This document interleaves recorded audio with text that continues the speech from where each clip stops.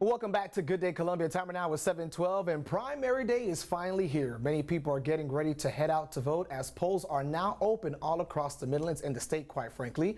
Joining us now to take a deeper look at today's primary is former State Senator Katrina Shealy. Senator Shealy, thank you so much for being here this morning. Thank you for having me. First off, Senator, historic early voting. Over 318,000 people voted. What do you think caused all these individuals to come out early? Redistricting. I think that redistricting conundrum caused a lot of people to get out and vote and show people that they really cared what was happening in South Carolina.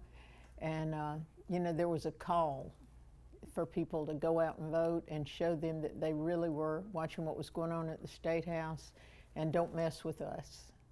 And that message, and we saw with the number of people who voted early. Senator Shealy, one of the reasons why, too, that we called you in because you worked alongside Democrats and Republicans. You've always known to work on both sides of the aisle. We'll start with the Republicans. The focus, the governor's race, of course. Which candidate do you believe will get out on top, or will there definitely be a runoff? Well, if there's not a runoff, that would be a miracle. But it's so close right now that it's, the top four people. I mean, what is it? It's five people now in the race. Five, absolutely. The top five people in the race. It's so close that it's kind of like a toss-up. I've questioned that on my Facebook post. Who do you think will be in the runoff? And I get so many different combinations of people because they say, the Lieutenant Governor Pamela Vett, she got the president's endorsement.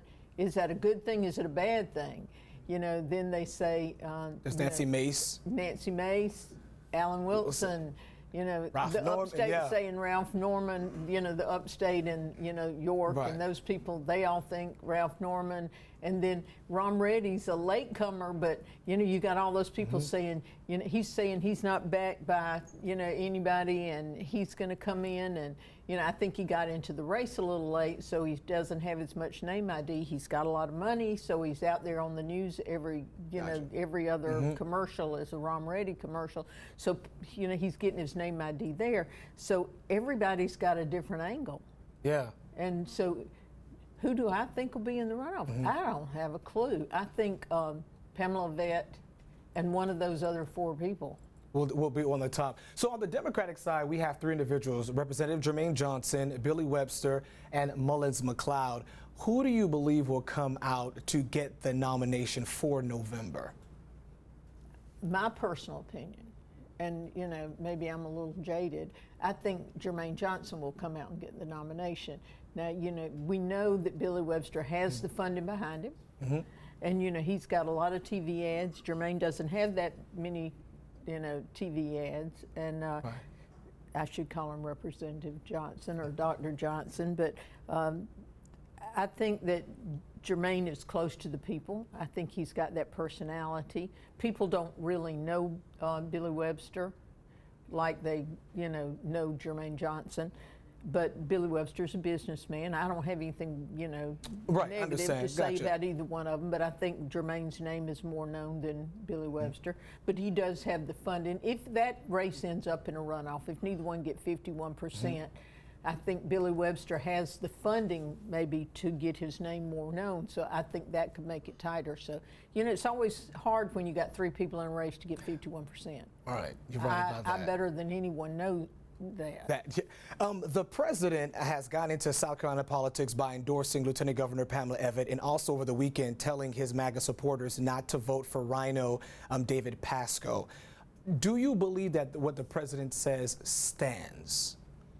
I think in some cases, 2 years ago, it might have made a lot of difference. I think now it could be good and it could be a bad thing. I think a lot of people have gotten more concerned that he's getting involved in our state politics. A lot of people don't like the federal government getting involved in state politics. And I think we've gotten too far that way.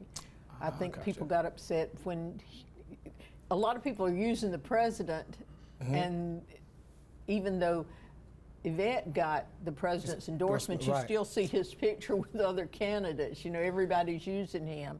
And even in the Attorney General race, in the U.S. Senate race, everybody's using a picture of the president. And so maybe that's not such a good thing. I don't think if I were any of them, I would be using that. But, you know, they are. Gotcha. Because there's a lot of baggage on both sides.